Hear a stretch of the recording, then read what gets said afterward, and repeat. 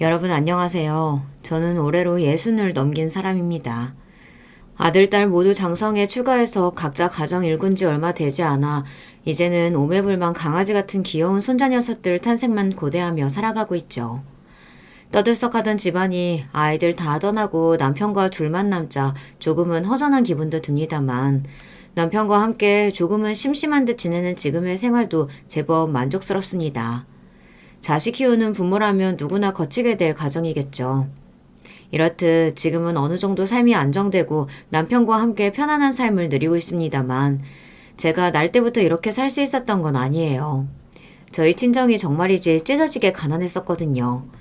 제 나이와 비슷하신 분들이라면 아마 다들 아실 테지만 저희 나이대에 가난하다고 하면 정말로 당장 괜히 걱정을 할 정도로 집안 사정이 안 좋다는 걸 짐작하실 수 있을 거예요. 다들 살기 어려웠던 시절에도 유별나게 어려웠던 집안이었습니다. 가난이라는 게 참 서러운 것이 당장 먹을 것, 입을 것 부족한 것도 서러운데 사람의 마음까지 움츠리게 만든다는 점이 아닐까 싶습니다.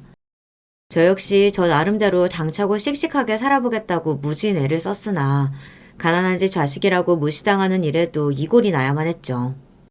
사람 마음이라는 것이 어찌나 그리 말랑한 건지 그 정도로 수도 없이 괄시받는 경험을 했더라면 거기에서 오는 상처에도 무뎌졌더라면 좋았을 텐데 애석하게도 그러지는 못했어요. 특히나 사춘기 들어 여고 시절의 가난으로 인해 받았던 상처들은 환갑이 넘은 나이에 지금에 이르러서도 문득문득 떠올라 제 가슴을 따끔거리게 할 정도로 상처로 남고 말았습니다.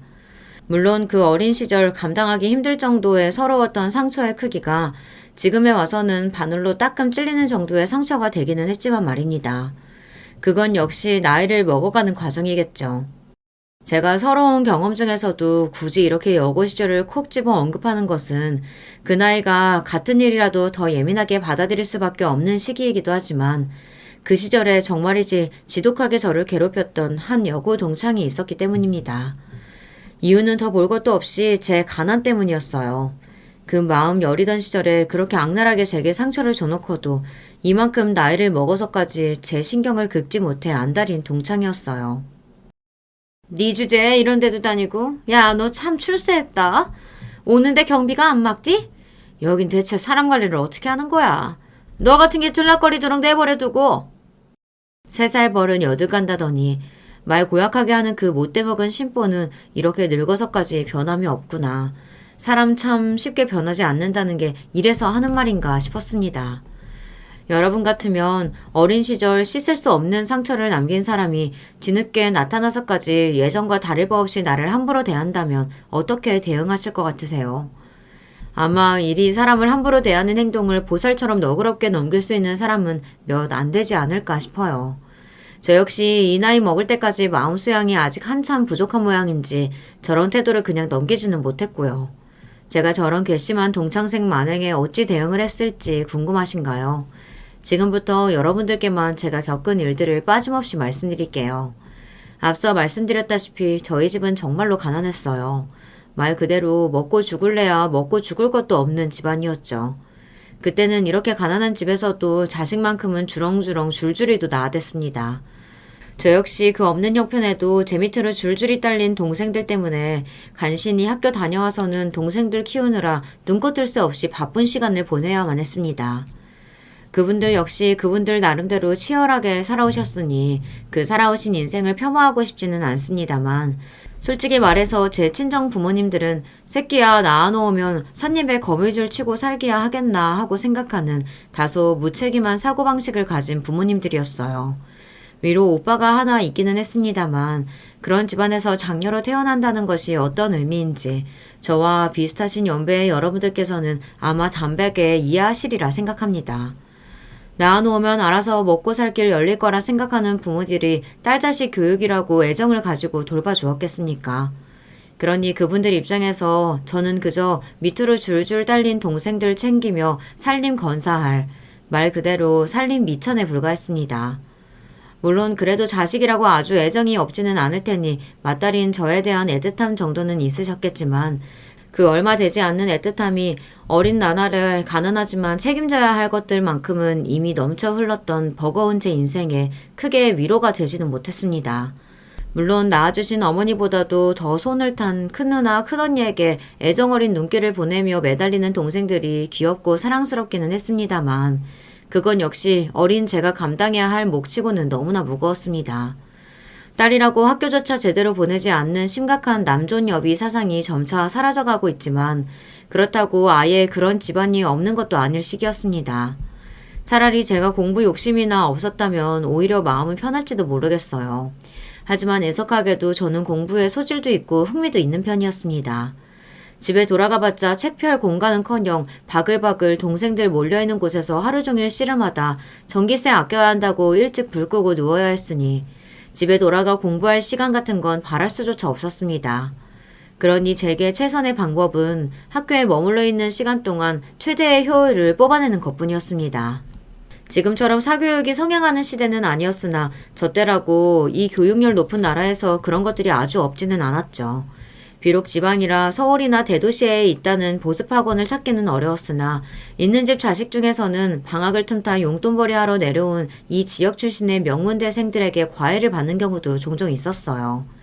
물론 저야 당연히 꿈도 못 꿀 일이었지만 말입니다.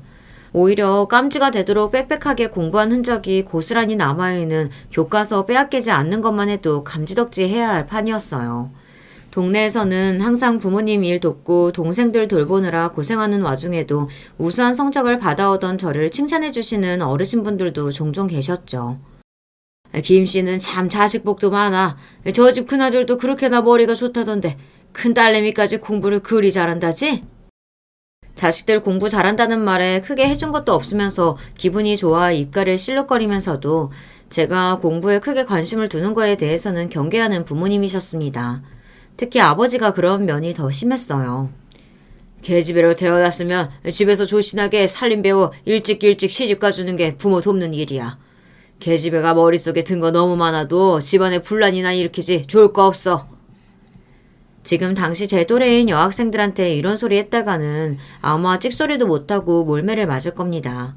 하지만 저렇게 억울한 소리도 부모 말이라고 대꾸 한마디 하지 못하고 서름을 꾹 눌러 참아야만 했던 것이 제가 자랐던 시절이었어요.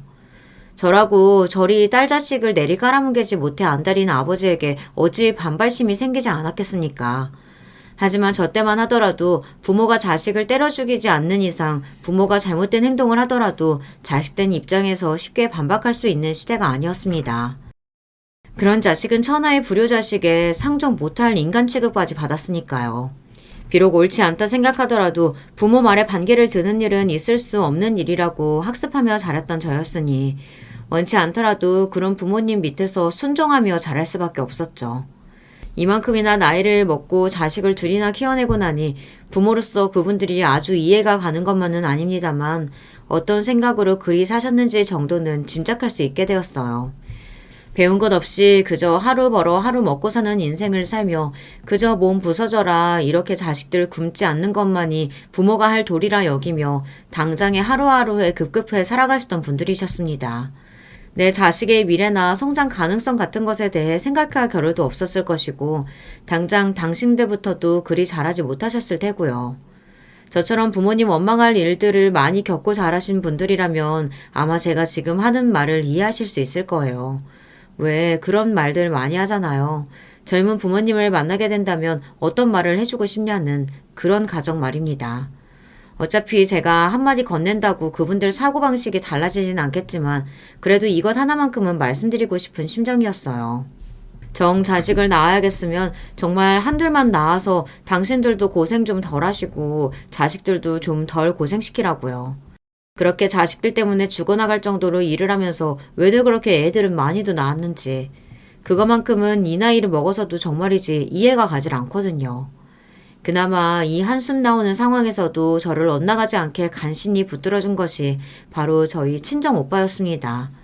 제 위로는 유일한 형제였던 오빠 역시 지지리도 가난한 집에 장남으로 태어나 참 고생이 많았지만 그래도 장남만큼은 잘 되어야 한다는 고루한 사고방식을 가진 옛날 사람들이었던 친정 부모님 때문에 저처럼 공부하는 것 자체를 탐탁지 않게 여길 정도는 아니었어요.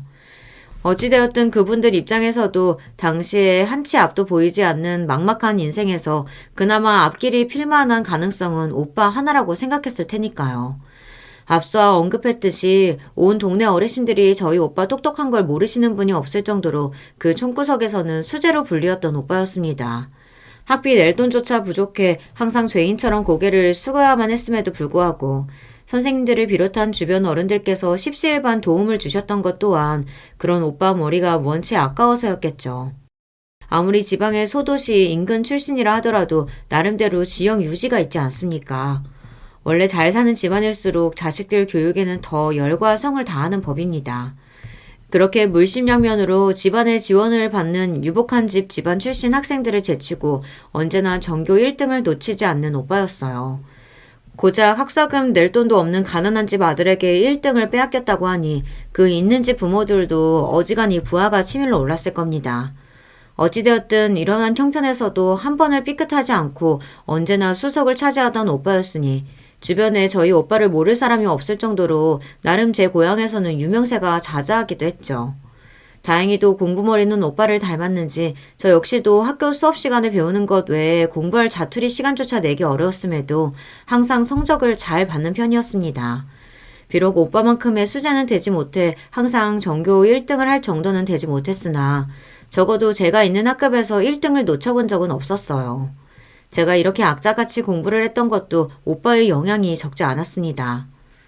우야, 우리가 지금은 비록 이렇게 찢어지게 가난한 집에서 태어나 너나 나나 고생스럽게 지내고 있지만 언제까지고 우리가 이렇게만 살라는 법은 없는 거야. 없는 집안에서 출세하는 방법은 그저 공부밖에 없는 거야. 나도 마찬가지지만 너도 아버지 어머니 사는 것처럼 살고 싶지 않잖아. 나라고 형편이 다른 게 아니니 큰 도움은 되지 못하겠지만 그래도 오빠가 가르쳐줄 수 있는 최선을 다해서 너 모르는 것들 봐줄게. 힘들고 피곤하다고 공부 쉽게 놓지 말고 오빠 도움 꼭 받고, 알았지? 일찌감치 부모에 대한 기대를 접은 오빠는 자기 인생은 자기가 개척해야 한다는 생각이 확고했습니다. 가능성이 있어 보이는 바로 아래 여동생인 저 역시 그러기를 바랬고요. 그나마 오빠하고 같이 책을 들여다보고 있으면 부모님의 눈총이 조금은 덜했기에 저 역시 오빠 곁에 붙어 공부하는 것이 참 좋았습니다. 그 시절에 제가 현실의 절망에 모든 것을 놓아버렸다면 아마 지금 누리고 사는 것들의 절반도 채 누리지 못하고 살았을 거라고 생각이 드네요. 물리적으로 저를 낳아주신 친정 부모님이시지만 저를 저답게 인간답게 살 수 있게 해준 것은 단연코 오빠 덕분이었다고 해도 과언이 아닐 겁니다. 그러니 제게 있어서 오빠의 존재가 얼마나 큰 의미가 있었을지 여러분도 이해가 가시죠? 오빠는 제 유일한 손익 형제일 뿐만 아니라 제가 신뢰할 수 있고 의지할 수 있는 거의 유일한 혈육이나 마찬가지였습니다. 저 역시 공부를 잘하는 편이긴 했습니다만 오빠에 비할 바는 아니었기에 그런 저희 둘을 비교하며 은근히 제 신경을 긁으려고 하는 학우들도 있었습니다만 그 정도는 제게 별로 타격을 주지도 못했습니다. 제게 있어 유일한 자랑거리이자 선망의 대상이었던 오빠를 추켜 세우는 것이 오히려 제 어깨를 으쓱하게 만들 정도였죠. 제가 굳이 저희 친정오빠에 대해 이야기를 이렇게 상세하게 하는 이유는 바로 처음에 언급했던 그 동창 때문입니다. 저를 거렁뱅이 취급하며 그렇게 괄시하던 그 여고 동창이 바로 제 친정오빠에게 관심이 있었거든요. 오빠야 워낙 지역에서는 유명인사나 다름없었고 똑똑한 머리뿐만 아니라 외모도 제법 준수한 편에 들었기 때문에 또래 여학생들의 관심을 한몸에 받는 입장이었습니다. 문제의 여고 동창이었던 이주미도 그중 하나였죠. 그 동창의 집안은 지역에서 손꼽히는 유지였습니다. 가진 건물도 여러 채였고 주변 땅 3분의 1이 그 집안 소유라는 말이 나올 정도였어요. 그 정도로 가진 집안이니 당연히 교육에도 열을 올렸습니다만 이즈미 위에 오빠 둘을 포함하여 그 집 자식 셋 모두 공부에는 조금도 소질이 없었습니다. 특히나 위에 오빠 둘은 아주 가관이었어요. 그 지역에서 얼굴 좀 반반하다는 아가씨들 중 그 집 아들들 괴롭힘을 당해보지 않은 여자가 없을 지경이었어요. 어릴 적부터 여자 버릇이든 손버릇이든 안 좋기로 소문나 있었죠. 그런 뒷소문들이 돈으로도 수습이 안 되는지 그 집 아들들이라고 하면 동네 어르신들이 죄다 혀를 쯧쯧 차실 정도였어요. 집에 아무리 돈이 많으면 뭐하나 자식 새끼들이 전부 개차반인걸. 집안 재산 믿고 이제가 고등학교 졸업했다는 놈이 도박이며 뭐며 손 안 댄 데가 없다잖아. 에이 더러운 세상. 하필이면 그런 놈들이 또 돈 많은 집에 태어나가지고는. 그래도 하나 있는 고명딸이라고 집안에서 어지간히 싸고던 게 아닌 모양인지 제 오빠들만큼은 아니었지만 이주미라고 성품이 그리 훌륭하지는 못했습니다. 여고 시절 이주미의 성적은 거의 꼴등에서 한두 계단 위에서 겨우 놀 정도로 형편없었어요. 부잣집 딸이라고 다들 그 앞에서는 눈치를 보며 살살대는 사람들이 적지 않았습니다만 뒤에서는 죄다 이주미를 가르켜 꼴통 소리를 했죠. 가진 건 집안 돈뿐이고 스스로 읽은 거라고는 하나도 없는 이주미 입장에서 가진 것은 하나도 없이 제 머리 하나 믿고 우등생 소리 듣는 저 같은 학생은 그야말로 눈에 가시였을 겁니다. 처음부터 이주미가 저를 마음에 들어하지 않았다는 것 정도는 쉽게 눈치챌 수 있었어요. 그동안은 계속 학급이 갈려서 직접 마주칠 일이 없었습니다만 고등학교 2학년이 되면서 이주미와 같은 반이 되며 제 인생도 덩달아 피곤해지기 시작했습니다. 굳이 제가 앉은 자리 부근에 별다른 용건이 없어도 괜히 한 번씩 지나다니며 실수인 척 툭툭 건드리는 것 정도는 아주 예사였어요. 참고서 살도는커녕 학교 보내주는 것만 해도 감지덕지 해야 할 판에 제게 유일한 교재나 다름없는 교과서였습니다. 이주미가 그렇게 시비를 걸듯 치고 다닐 때마다 필기하던 교과서가 지저분해질까봐 신경이 날카로워질 수밖에 없었어요. 아마 이주미도 그런 식으로 툭툭 건드리다가 제가 성질이라도 한번 내면 그걸 꼬투리 삼아 저를 못살게 굴 생각이었을 겁니다. 하지만 저도 그렇게 하수는 아니었죠. 그렇게 아무 이유 없이 트집 잡으려 드는 이주미의 고약한 성미야 진작 알고 있었기 때문에 괜한 빌미를 줄 생각은 없었습니다. 더군다나 그 즈음 들었던 한 재수없는 소식 때문에 더더욱 그랬어요. 야, 이주미 쟤 이후에 오빠한테 관심 있다고 했다가 아예 없는 사람 취급당했다며? 그 옆 학교 전교 1등 말이야? 아, 쟤 주제에 그래도 보는 눈은 있는가 보네. 네, 감히 그 이주미 주제에 잘난 제 오빠한테 눈독을 들였던 겁니다. 볼 거 하나 없어도 집안에 돈은 있으니 쥐뿔도 없는 집안 잘난 아들 정도는 쉽게 꼬실 수 있을 거라고 생각했겠죠. 하지만 저희 오빠가 그렇게 호락호락한 인사가 아니거든요. 이주미처럼 노력도 하지 않으며 집안만 믿고 까불고 다니는 인간들은 저희 오빠가 딱 혐오하는 부류였습니다. 아마 처음부터 저희 오빠 눈에는 들어오지도 않았을 거예요. 제 입장에서는 감히 이주미 같은 게 제 오빠와 같이 이름이 오르내린다는 것 자체가 불쾌하기 짝이 없는 일이었습니다. 아직 미성년자인 여고 시절이었으나 이주미의 악명은 이미 유명했거든요. 본격적으로 2차 성징이 시작된 중학생 시절부터 이미 그 지역 인근 논다 하는 불량한 남학생 무리와 어울려 다니는 모습이 심심치 않게 목격되었던 이주미였어요. 어차피 공부는 애저녁에 텄고 집안 돈으로 떵떵거리며 양아치나 다름없는 남자애들 사이에서 여왕벌처럼 떠받들여지는 기분에 취해 살았겠죠. 그렇게 함부로 놀아놓고 감히 우리 오빠한테 찝쩍거릴 생각을 하다니 불결하기도 그렇게 불결할 수가 없었습니다. 주제에 보는 눈은 있어서 졸업할 무렵에는 저희 오빠 같은 남자를 찍어 넘기려 들다니 그 시커먼 속내가 뻔히 보여 더더욱 괘씸한 마음을 금할 수가 없었죠. 설마 그럴 리가 없으리라 생각했지만 워낙 가정 형편이 좋지 않다 보니 혹여나 오빠가 조금이라도 흔들리지 않을까 걱정스러워 떠본 말에 오빠 반응이 아주 칼 같았습니다. 뭔 만날 여자가 없어서 그런 걸 만나. 그게 이 근방에서 얼마나 설치고 다니는지 모르는 사람이 없는데 말만 들어도 불쾌하다 야. 그리고 얼마 지나지 않아 오빠가 참다 정말 대차게 이주미를 망신을 준 모양인지 은근하던 이주미의 괴롭힘이 본격적으로 시작되었습니다. 공부 좀 한다고 거지 새끼들이 콧대만 높아가지고는 그래봤자 대학 다닐 돈도 없는 것들이 평생 우리 아버지 밑에서 종노릇이나 할 주제밖에 못 되면서. 처음에는 이주미의 악의가 담긴 말을 들었을 때 저게 정말 미쳤나 싶었습니다.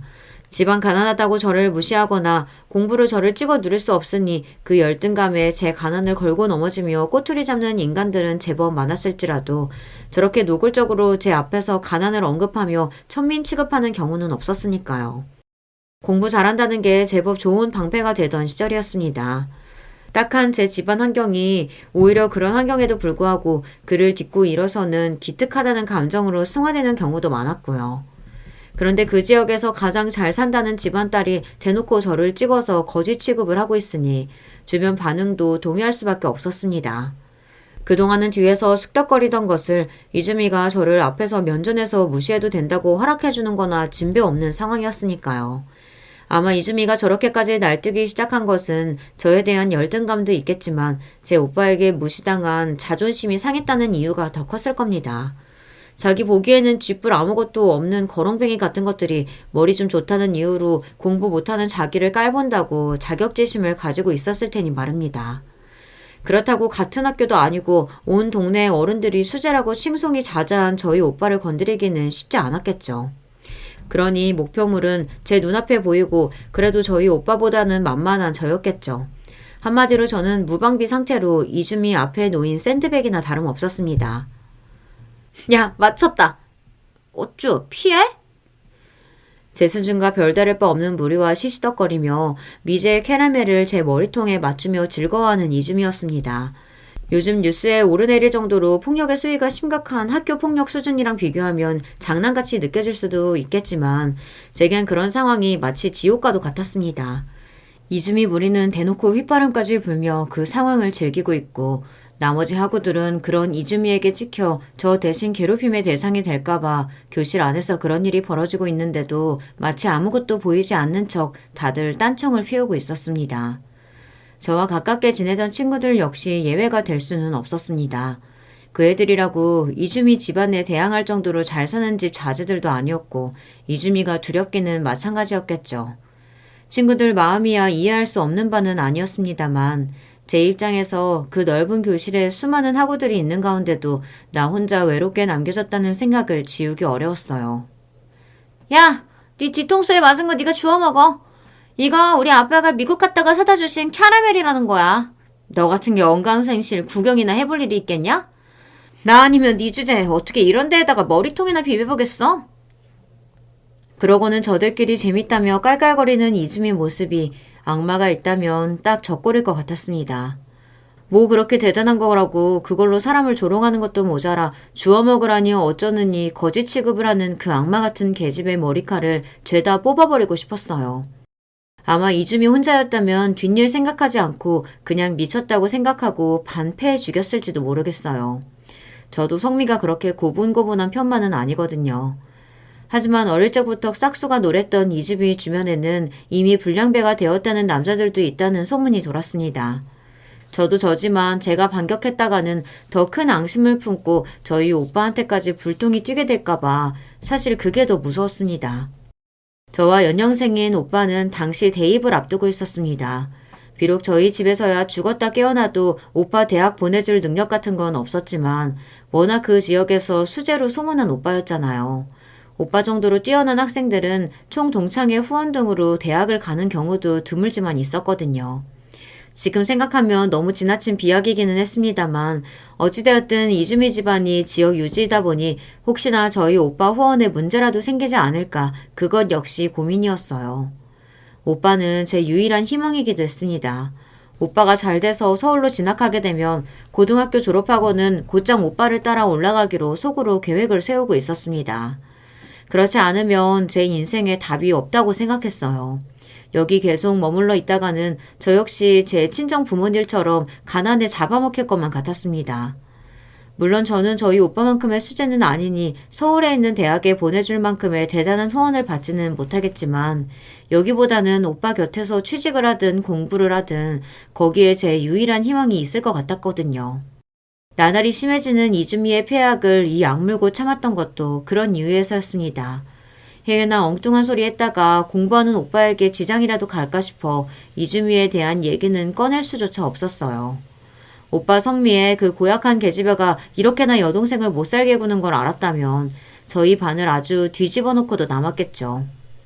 그러다 그런 오빠 성미를 알기에 더더욱 입을 열기가 어려웠습니다. 그러는 사이 저는 여고 내에서 공공연하게 이주미의 분풀이 상대이자 함부로 대해도 될 거렁뱅이가 되어 있었습니다. 행여나 불통 튈까봐 제 주변의 다른 친구들도 쉽게 다가오지 못했죠. 그러니 이주미는 눈에 가시였던 저를 따돌리는데 성공한 셈이었습니다. 그런 이주미에게 간신히 해방될 수 있었던 것은 3학년에 올라가며 반이 거의 끝에서 끝까지 갈라진 이유였습니다. 이주미와 저 사이에 물리적인 거리가 멀어지기도 했지만 저희 오빠가 서울의 명문대에 진학해 고향을 떠나게 된 게 더 큰 이유였을 거예요. 저를 볼 때마다 지역에서 가장 유명한 수재인 저희 오빠 얼굴이 자동으로 떠올랐을 테니 더더욱 부하가 치밀어 올랐겠죠. 그런 오빠도 주변에서 사라지고 저도 예전보다 얼굴 볼 일이 급격하게 줄어드니 이주미의 흥미도 덩달아 떨어졌을 겁니다. 하지만 그렇다고 해서 지난 1년간 제가 그 막대먹은 계집애에게 받았던 멸시에 대한 상처가 쉽게 잊히는 것은 아니었습니다. 저는 그 분노를 죄다 공부에 쏟아부었습니다.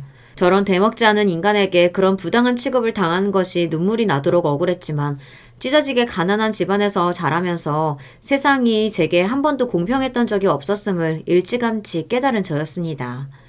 현실적으로 제가 이주미를 찍어 누를 수 있는 것 또한 공부밖에 없었으니까요. 비록 가정 형편 때문에 고등학교 졸업하자마자 대학에 진학할 수는 없었지만 서울에 있는 회사에 취업하게 되며 저 역시 여고 졸업과 동시에 고향을 떠났습니다. 지긋지긋한 기억만 가득했던 고향이었기에 떠나면서 아쉬운 기분조차 들지 않았어요. 고향 떠날 때는 두 번 거기 다시 내려가고 싶지도 않을 마음이었습니다. 실제로도 그 후 수십 년 동안 고향에는 발걸음조차 하지 않았습니다. 동생들도 하나씩 커가며 주변 대도시로 독립을 해서 나왔고 부모님께서도 일감이 더 많은 곳으로 옮기겠다며 인근 소도시로 거처를 옮기셨으니까요. 그렇게 상처 가득했던 저의 여고 시절은 세월의 한편으로 밀려 잊혀갔습니다. 그렇게 고향을 떠나온 지 한참의 시간이 흐르고 저도 좋은 사람 만나 결혼해 가정을 일구고 아이들 낳아 키우며 살아왔죠. 저는 오빠 친구랑 결혼했습니다. 상경한 지 초반에 오빠 자취방에 함께 지내며 오빠 밥이나 챙겨주었는데 그런 저희 집에 자주 들리기에 워낙 오빠랑 친한 친구인가 보다 했는데 알고 보니 그게 저한테 관심이 있어서 그런 거더라고요. 엄한 놈이었으면 저한테 그러기 전에 오빠가 먼저 잘라냈을 텐데 오빠가 암묵적인 허락을 한 걸 보면 나쁜 사람은 아닐 거라는 생각이 들더라고요. 예전부터 친정 부모님 밑에서 함께 같이 고생하며 자라서 그런지 오빠는 자기가 해줄 수 있는 것이라면 가장 좋은 것을 여동생에게 해주려고 노력하는 사람이었습니다. 그런 사람이 허락한 사람답게 남편은 좋은 사람이었어요. 오빠 역시 저보다 조금 이르게 결혼해 단란한 가정을 꾸리고 지내고 있었죠. 새언니 되시는 분은 오빠와 같은 학교 같은 과 1년 후배로 저와는 동갑이었습니다. 똑똑한 데다 성격이 꼬인 데가 없고 말이 잘 통해서 시누이와 올케지간임에도 불구하고 허물없이 사이좋게 잘 지냈습니다. 올케는 유복한 집안에서 부모님 사람 듬뿍 받으며 좋은 교육 받고 자란 그야말로 엘리트였어요. 그동안 어린 시절부터 고생 많이 하고 자랐던 저희 오빠를 따스하게 감싸 안아줄 수 있는 좋은 사람이었습니다. 그렇지, 바로 저런 사람이 우리 오빠에게 어울리는 짝이지 하고 늘 생각했어요. 오빠 부부나 저희 부부나 자식들 다 키워놓고는 예전보다 더 자주 만나기 시작했습니다. 아이들 키울 때야 각자 살기가 워낙 바쁘지 않습니까? 그렇게 바삐 살다 이제 숨 좀 돌릴 여유가 생기고 나니 그리운 형제만한 인연이 또 없더라고요. 간만에 부부 모임에서 술이 거나하게 올라 오빠 부부를 바라보니 문득 오래전 여고 시절 주제도 모르고 눈만 높아 저희 오빠에게 침을 흘리던 이주미가 떠올랐습니다. 감히 이주미 따위라니 우리 올케의 발 언저리도 못 따라올 인간이었어요. 그 생각을 하자 저도 모르게 피식 비웃음이 터져나오더군요. 고모, 왜 그래요? 갑자기 옛날 생각이 나서 올케, 우리 오빠 학교 다닐 때 인기 진짜 많았다? 그 중에서 집안 좀 잘 산다고 웬 꼴통 같은 계집애가 오빠한테 들이댔다가 아주 망신 개망신을 당했다고. 어머, 그런 일이 다 있었어요? 그렇다니까. 고계집애 고개 오빠한테 망신당하고 여간 자존심이 상한 게 아니었는지 나를 그렇게 죽일 듯이 괴롭히더라니까. 거렁뱅이니 뭐니 해가면서 말이야. 어머 세상에, 어쩜 그렇게 못돼 먹었대? 그러니까 말이야. 내가 우리 오빠 사수한다고 아주 고생했다고. 어머나, 나도 모르게 내 낭구님 뺏길 뻔했네. 그러니까 올케께서 내 노고를 좀 알아주십사 하고 드리는 말씀이랍니다. 둘 다 기분 좋게 술이 올라 깔깔거리며 이야기하느라 정작 오빠가 어떤 얼굴인지는 미처 확인하지 못했어요. 나중에 오빠가 슬쩍 제 옆으로 와서 그러더라고요. 이주미 그 망할 계집애가 너를 그렇게 괴롭혔어? 왜 나한테 얘기 안 하고? 아휴, 그게 언제적 얘긴데. 그때야 그놈의 계집애 아주 요조를 내버리고 싶었는데 이제 그것도 다 지나간 얘기지 뭐. 에이, 못돼 처먹은 거. 그거 그 더러운 성질머리에 어디서 칼 안 맞고 잘 살고 있나 모르겠다. 혀를 ጭ 차는 오빠 말을 들으면서 어쩐지 저도 이주미 인생이 평탄치는 않을 것 같다는 예감이 들었습니다.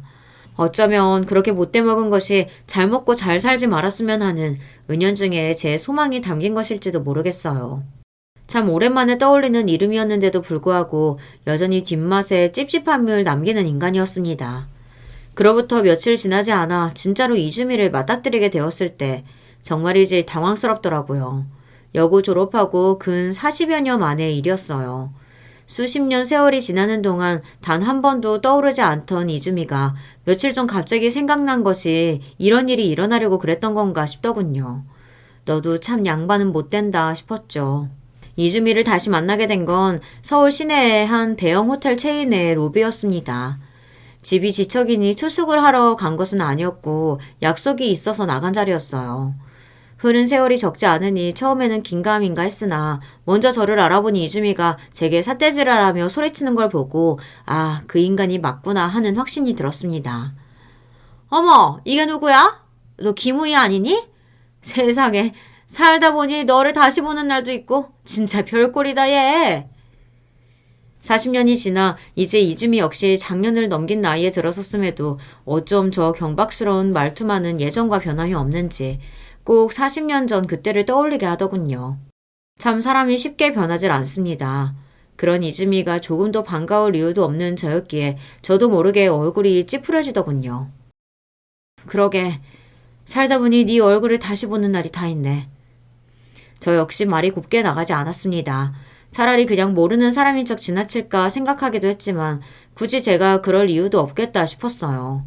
무엇보다 저는 예전 그 넓은 교실에 외로이 홀로 앉아 이주미가 던지는 캐러멜을 묵묵히 맞아야만 했던 나약했던 여고생이 더는 아니었으니까요. 하지만 이주미 보기에는 그때나 지금이나 제 모습이 크게 달라 보이지 않았던 모양입니다. 그 경박스럽고 시끄러운 목소리로 주변에 지나가는 다른 사람들이 힐끗 쳐다보든 말든 저 혼자 신이 나서 짓거리기 시작한 이주미였어요. 네가 이런데 무슨 일로 나왔어? 이 호텔 하루 숙박비가 얼만데? 네 주제에 손님으로 온 건 아닐 테고. 아, 여기에 청소일이라도 하니? 무슨 즐거운 장난감이라도 생긴 양 얼굴에 심술이 덕지덕지 붙어 즐거워하는 꼴을 보니 저 인간은 영영 글렀다 싶었습니다. 더군다나 청소일 하시는 분들을 어찌 생각하고 이러는지 설명하지 않아도 알겠더군요. 사람이 말하는 것만 봐도 그 사람 사고방식이라는 게 보이는 법 아니겠습니까? 지금도 있는 집 딸로 떵떵거리며 살고 있는진 모르겠으나 청소하시는 분 한 분이 이주미 같은 인간 100명보다 훨씬 더 가치 있다는 생각이 들었습니다. 더 볼 것도 없이 이주미야 제 자존심 뭉개겠다고 한 말이었겠지만 말입니다. 볼 일이 있어서 왔어. 너도 볼 일이 있어서 왔을 테니 일 봐라. 그러고는 무시하고 지나치려는 저를 굳이 붙드는 이주미였습니다. 야, 이게 얼마만인데 이러고 그냥 가. 왜? 청소하는 거 맞아서 여고 동창 보기가 민망스럽니? 야, 뭘 그런 걸 가지고 그러냐?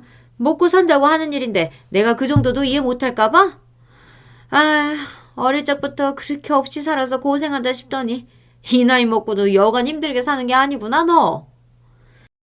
입으로 안타까우는 척 내뱉어봤자 실실 즐거움을 감추지 못하는 낯짝이 글러먹은 성격을 그대로 드러내고 있었습니다. 참 하늘도 무심하시다. 한번 거렁뱅이 인생 사는 인간은 끝까지 그러라는 법인지. 제 눈에는 그런 이주미가 더 불쌍해 보였습니다. 저 나이를 먹고도 인간적인 성숙함이라고는 발톱만큼도 탑재하지 못한 경박스러운 인간으로 나이만 먹은 꼴을 보니 너무 한심해서 화낼 의욕조차 생기지 않더라고요. 그래도 강산이 4번은 바뀐다는 세월인데 어찌 저 인간만은 저렇게 변하지를 못했을까 생각하니 그것도 기가 막힐 노릇이었고요. 그 인간이 굳이 반가울 것 하나 없는 저를 기어코 돌려 세워서 저리 떠드는 데는 이유가 뭐 있겠습니까? 여전히 자기보다 약자로 보이는 사람을 찍어 누르는 재미에 취해 살고 있기 때문이 아니겠습니까? 비록 그 여자의 지난 40년 세월을 곁에서 지켜봐온 것은 아닙니다만 그 시간을 어떻게 살아왔을지 눈에 선이 보이는 것 같더라고요. 여전히 주둥이 나불대며 즐거워하고 있는 이주미를 보며 그래, 고작 그런데 기쁨을 느끼는 인생이라면 계속 그러고 살아라 싶었습니다. 대표님, 내려오셨습니까? 로비의 안내데스크 직원이 말끔한 맞춤 정장 차림의 남자를 보고 허리를 굽혀 인사하는 모습에 이주미의 관심이 잠시 그쪽으로 옮겨갔습니다. 이런 대형 호텔의 대표 소리를 듣기에는 누가 보더라도 젊은 얼굴이었으니 속물 중에 속물인 이주미 입장에서 눈길을 끌지 않기도 어려웠겠죠. 꽤나 있어 보이는 외양의 남자를 바라보는 이주미의 눈길이 선망으로 빛났습니다. 제가 알고 있던 이주미를 생각하면 놀라울 일도 아니었어요. 매너 있게 데스크 직원의 인사를 받아준 호텔 대표라는 남자가 저희 쪽으로 걸어왔습니다. 이윽고 저희 앞에 선 남자가 환한 얼굴로 외쳤어요. 엄마! 엄마라니? 누가? 저를 보고 환히 웃으며 엄마라 부르는 호텔 대표를 보자 이주미 꼴이 아주 볼만해졌습니다. 항상 제 앞에서 대도하는 자존심을 내세우던 여자가 너무 당황해 그럴 정신조차 없었는지 입을 쩍 벌리고 저를 쳐다보는데 하마터면 그만 웃음을 터뜨릴 뻔했어요. 네, 그날 이주미와 마주쳤던 호텔의 대표가 바로 제 큰아들 녀석이었습니다. 제가 저희 오빠 친구랑 결혼했다는 말씀은 이미 드렸죠. 남편 역시 오빠와 같은 국내 굴지의 명문대학 출신이었어요. 대대로 서울 토박이인 남편의 본가, 즉 제 시댁은 호텔 사업을 가업으로 이어온 집안이었고요. 물론 집안 자손이라고 해서 호락호락하게 집안 사업을 넘겨주지 않으시는 시부모님이시다 보니 아들 녀석 역시 피 터지게 공부해 해외 명문대에서 경영학을 전공하고 귀국해 호텔 대표로 취임한 지 얼마 되지 않는 시점이었습니다. 이주미 기억 속에서의 저야 거지 취급해도 될 정도로 가난한 집안에서 그저 공부나 좀 할 줄 아는 계집애로 저를 기억하고 있을 테니 지금과 같은 상황을 맞닥뜨리라고는 상상조차 한 적이 없을 겁니다. 그러니 저렇게 얼빠진 인간처럼 멍청한 꼴을 숨기지도 못하는 거였겠죠. 이내 제 곁으로 다가온 아들이 늘 그렇듯 상냥한 말투로 제게 말했어요. 엄마, 일찍 나오셨네요? 아직 강의 있을 시간 아니에요? 마침 학교 축제 기간이라서 그 나이 때는 그런 경험하는 것도 중요하잖니. 와, 축제라. 저도 대학 다닐 때 생각나네요. 교수님이 일정 일찍 맞춰주신다고 학생들 너무 좋아했겠다. 이어진 아들의 말에 이주미 표정이 더욱 희한해졌습니다. 당시 저는 서울의 한 전문대학에서 교수로 재직 중에 있었습니다. 비록 여고 졸업하자마자는 집안 형편 문제로 곧바로 대학에 진학할 수 없었으나 아이들 어느 정도 키워놓고 40줄에 이르러 뒤늦게 늦깎이 대학생으로서 학업을 잊지 못했던 지난날의 한을 풀어낸 저였습니다. 제가 대학을 포기했던 것을 못내 아쉬워했던 저희 친정오빠와 뒤늦게나마 제 꿈을 이뤄주고 싶어 했던 남편, 엄마의 꿈을 그 누구보다 기뻐하며 응원해준 제 아이들과 학업을 진행하는 동안 손자들을 사랑으로 돌봐주신 시부모님까지 온 가족의 응원이 있었기에 가능했던 일이었습니다. 그렇게 박사학위까지 취득한 후에 전문대의 교수로 임용되기까지 10여 년이 넘는 세월이 걸렸지만 결코 멈추지 않은 저였습니다. 남들보다 한참 늦은 만큼 더욱 스스로를 불살라가며 최선의 노력을 다했던 저였습니다. 그 시간 동안 그 누구보다도 열심히 살아왔다고 스스로 자부해요. 직업의 귀천을 떠나 제 자신에게 있어 부끄럽지 않은 인생을 살기 위해 최선을 다했던 시간이기 때문입니다. 그러니 그런 제게 이주미의 하찮은 폐학 정도는 아무런 타격도 입힐 수가 없었습니다. 스스로 노력해 삶의 기반을 읽은 사람은 그 누구에게도 주눅들 이유가 없으니까요. 저를 망신 줄 생각에 저열한 기쁨에 빠져있던 때가 언제였냐는 듯 제 앞에서 쪼그라들어 작아진 이주미를 보니 저는 저 여자가 두 번 다시 제 앞에 나타날 일이 없을 거라는 걸 알 수 있었죠. 저 사람. 뒤늦게 아들이 이주미를 알아본 것처럼 소리를 치더라고요. 왜, 너 아는 사람이야? 아니, 개인적으로 아는 사람은 아니고요. 며칠에 한 번씩 우리 호텔 커피숍에 와서는 차 한 잔 시켜놓고 거의 반나절을 직원들한테 야, 이거 해라 저거 해라 해가며 진상을 떨었어요. 아주 블랙리스트로 유명한 사람이에요. 조만간 무슨 조치를 취해도 취해야겠다 했는데. 이주미 성품을 생각하면 충분히 있을 법한 일이었습니다. 고개를 절레절레 젓는 저를 보며 아들이 말을 이었습니다. 간혹 저런 사람들이 있어요. 호텔 투숙할 정도의 경제적인 여유는 없는데 호텔에서 지내는 대접은 받고 싶어 가장 싼 곳만 어슬렁거리며 직원들 쥐잡듯 잡지 못해 안달난 사람들이요. 그렇게까지 해서 대우를 받고 싶은 건지 정말 이해가 안 가요. 그게 다 마음이 가난해서 그래. 별것도 아닌 일에 자격지심 부리고 항상 누가 자기 무시하지 않나 눈에 불을 켜고 주변 사람들 닥달하고 자기가 남한테 한 건 생각도 못하고 피해의식만 가득한 못난 사람들 말이야.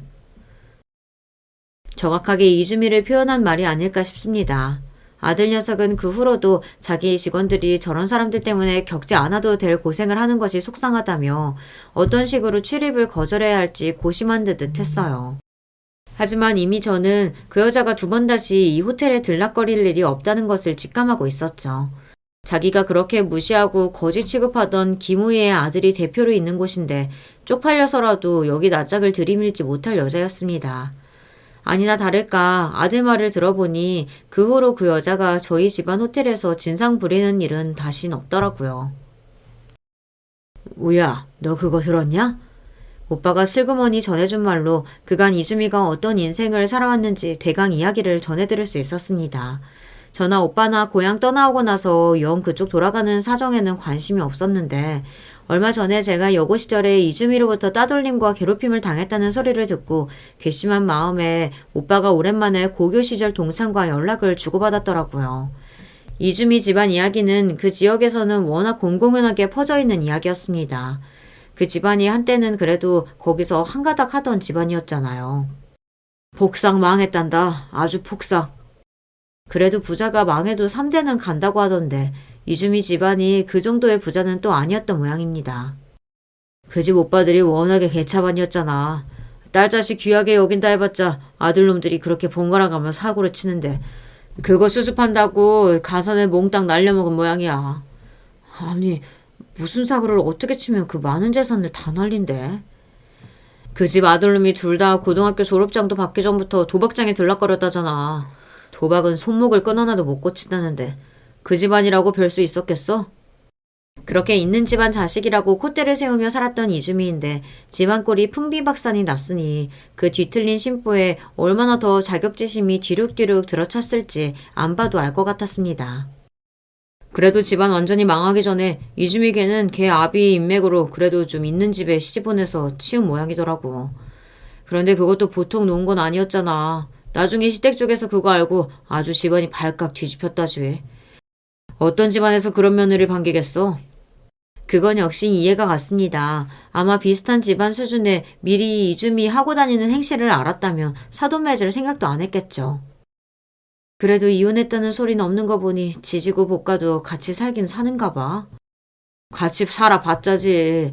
남편이라는 사람도 사업하던 사람인데 뭐가 잘못됐는지 하루아침에 부도가 나는 바람에 그쪽 형편도 말이 아니라 그러더라고. 이주미 시집 보낼 때 주변에서 그나마 고명딸 하나는 건졌다고 수군댔다던데 그것도 말짱 도루묵 된 거지 뭐. 스스로 제대로 할 줄 아는 거 하나 없이 집안 돈만 믿고 살아온 사람이 유일하게 가진 것을 전부 잃었는데 그런 사람에게 남은 게 뭐가 있겠습니까? 문득 아들 녀석이 제 호텔 커피숍의 블랙리스트 손님이라며 이주미를 보고 혀를 차던 모습이 떠올랐습니다. 결국 고작 그런 인간이 된 이주미였어요. 제가 직접적으로 이주미에게 무언가 한 것은 없었지만 이미 살아오는 동안 스스로의 삶을 지옥으로 만들었을 이주미라는 생각이 들었습니다. 원래 자기 머릿속에 만든 지옥이 가장 끔찍한 법 아니겠습니까? 사실 객관적으로 재산 좀 없다고 해서 이주미가 지금 굶어 죽는 것도 아니고 보기에 따라서는 그렇게 대단한 벌을 받지 않은 것처럼 보일 수도 있겠지만 그 성미를 아는 저로서는 이주미에게 이것보다 더 걸맞는 벌도 찾기 어려울 거라는 생각이 들었습니다. 거기까지 생각이 미치고 나니 어쩐지 바늘로 콕 찌르는 듯 옅은 상처로 남아있던 제 여고 시절에 안 좋았던 오랜 기억 역시 스르르 풀리는 듯한 기분이 들더라고요. 그런 기분이 들고 나니 더는 이주미가 어떻게 살고 있는지 아무런 관심도 들지 않았습니다. 그 이후로는 딱히 이주미가 어떻게 살고 있는지 전해들은 게 없어요. 이건 나중에 알게 된 건데 집안 그렇게 되고 난 이후로는 동창회고 뭐고 이주미 아는 사람들 앞에 모습을 보이고 살고 있지 않다고 하더라고요.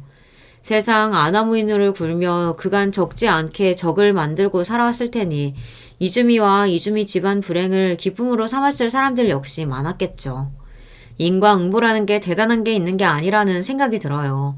좋은 사람이 좋지 못한 일을 겪으면 다들 한마음으로 슬픔을 함께 나누고 안타까워하겠지만 그렇지 못한 사람이 좋지 못한 일을 겪으면 불행한 일에도 위로받기는커녕 주변에서 고소화하는 것. 함께 슬픔을 나누겠다는 사람이 없다는 바로 그게 인과응보가 아닐까 하는 생각이 듭니다.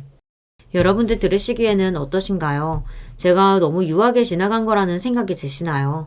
저는 나름대로 이 정도의 결말도 만족스럽습니다만 여러분들께서 어떻게 받아들이실지 모르겠어요. 어찌되었든 저의 이야기는 이렇게 마무리되었습니다. 이 이야기를 끝으로 더는 이주미에게 신경을 쓰는 일이 있을지 모르겠어요.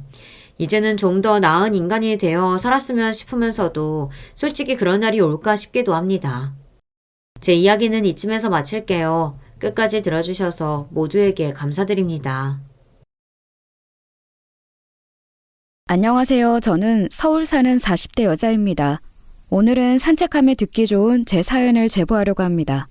저는 딸이 한 명 있는데 그 딸이 저에게 엄마 꼭 제보하라고 할 정도로 막힌 속이 내려가는 사이다 사연입니다. 도대체 어떤 일이 있었는지 궁금하시죠? 그럼 바로 시작하겠습니다. 혹시 여러분은 인생의 첫 기억이 어떤 기억인가요? 저는 바로 아빠와 같이 노래를 부르는 기억이랍니다. 아빠는 자식이 저 하나라서 저를 무척이나 예뻐했습니다. 사실 우리 아빠와 저는 유대감이 남다른 편인데요. 왜냐하면 바로 제 친엄마가 저를 낳다 돌아가셨어요. 하필 제가 태어난 고향이 오지 산골이라 병원도 변변치 않았다고 합니다. 엄마가 저를 낳으면서 돌아가시고 외할아버지와 외할머니는 그대로 우리 아빠를 평생 보지 않았다고 하더라고요. 하나밖에 없는 외동딸이 죽었으니 얼마나 슬프셨겠어요. 아빠는 결국 혼자 저를 키우셨는데 워낙 집이 가난해서 고생을 많이 했습니다. 아주 어릴 때는 엄마가 없어서 놀림도 많이 받았어요. 아빠는 남자고 저는 여자라서 아무래도 성별이 다르니까 키우기가 힘들었을 거예요. 그래서 그런지 아빠는 저를 할머니에게 데리고 갔습니다. 결국 시골에서 더 시골로 들어가서 아빠와 할머니와 셋이 살았어요. 돈을 벌러 아빠가 집을 나가면 할머니와 둘이 나무를 캐서 먹기도 했답니다. 그러다 제가 중학생 때 할머니가 노환으로 하늘로 가게 되었어요. 아빠는 저를 혼자 키워야 했는데 현실적으로 돈이 아주 부족했다고 합니다. 그래서 고모네 집에 급하게 저를 맡겼는데 거기서 저는 친척 동생들과 많은 차별을 받았어요. 아빠가 우연히 고모네 집에 저를 봐주는 대가로 돈을 주러 왔다가 고모부가 저에게 소리를 지르는 것을 목격했습니다. 고모부는 항상 저만 보면 못 잡아먹어 안달이었거든요. 제가 눈에 보이면 일단 지적부터 하고 봤었죠. 본인 마음에 들지 않으면 당장 너희 아빠에게 가라고 윽박지르곤 했답니다. 하필이면 그걸 아빠가 봤고 그렇게 아빠는 저를 데리고 고모네 집에서 나왔어요. 그리고 무작정 서울로 올라왔습니다. 트럭을 타고 구불구불한 길을 달려 서울에 가는데 그때 아빠의 표정을 잊을 수가 없어요. 나중에 물어봤더니 아빠는 어떻게든 성공하려고 다짐했었다고 하더라고요. 아빠가 고모네 집과 인연을 아예 끊게 되면서 우리는 서로가 유일한 가족이었어요. 아빠는 새벽부터 나가서 돈을 벌 수 있는 일이라면 무엇이든지 했습니다. 그렇게 쉬는 날도 전혀 없이 일하면서 제가 먹을 밥은 꼭 챙겨주었어요. 아빠는 힘들고 어려운 형편이어도 어떻게든 제가 굶는 일은 없게 만들었습니다. 돈이 없어서 반지하에서 둘이 살았는데 비가 오면 비가 다 집 안으로 들어오는 집이었어요. 돈이 워낙 없으니까 옷도 한두 개로 돌려 입고는 했습니다. 고등학교에 다니던 3년 내내 신발은 운동화 한 켤레가 전부였어요. 친구들이 놀려도 저는 아무렇지도 않았답니다. 그냥 그게 당연했고 가난하다고 절대 아빠를 원망하지 않았어요. 그렇게 가난하게 살았던 우리는 제가 성인이 되면서 그나마 형편이 조금 괜찮아졌어요. 남들처럼 평범하게 화장실도 제대로 있고 저도 드디어 처음으로 제 방이라는 것도 생기게 되었답니다. 이건 다 아빠의 희생 덕분이었어요. 저는 고등학교를 졸업하고 바로 미용실에 취직해서 돈을 벌었습니다. 아빠가 고생하는 것을 제가 조금이라도 덜어주고 싶었어요. 아빠는 실제로 그때부터 몸이 아주 안 좋았거든요.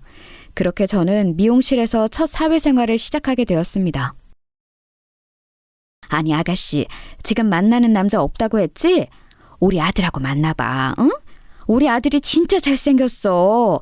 어렸을 때는 텔레비전에 나오라고 막 연락도 오고 그랬다니까. 아휴, 아니야.